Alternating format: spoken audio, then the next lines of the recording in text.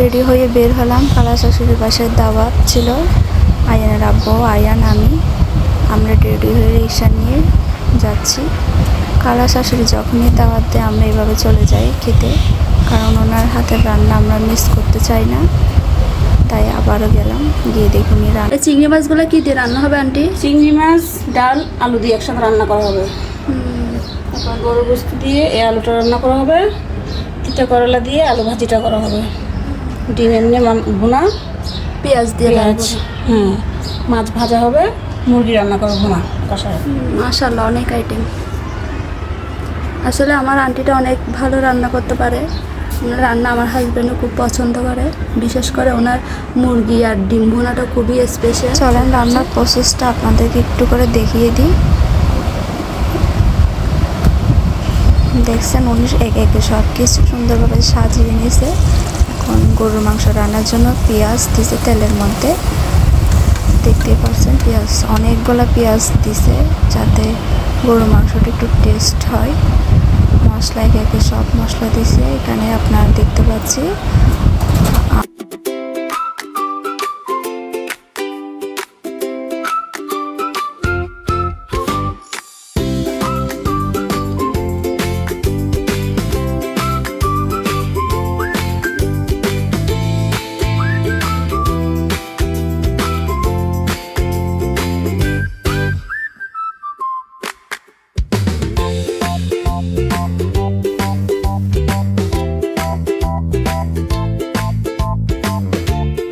আন্টিকে আমি আগে থেকে বলে রাখছিলাম, আন্টি আমরা আসলে রান্না করিও, তোমার রান্নাটা দেখতে অনেক ভালো লাগে।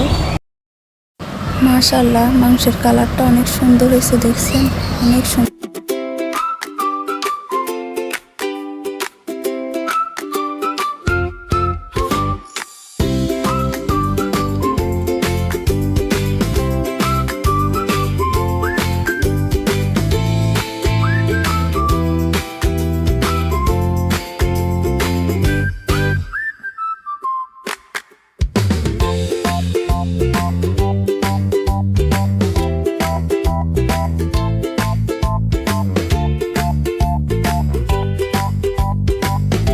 ভিডিও করতে করতে আমার খিদা লেগে গেছে, খাবার দেখে আমি আর ভিডিও করতে পারতেছি না, তাই আপনাদেরকে বাকি রান্নাটা আর দেখাতে পারতেছি না। আমি একেবারে খাবারের সময় খাবারের ভিডিও নিয়ে আসলাম।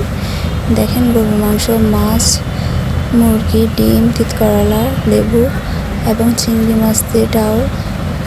প্রথমে আমি মুরগি মাংস দিয়ে শুরু করলাম। মাশাআল্লাহ, অনেক সুন্দর হয়েছে।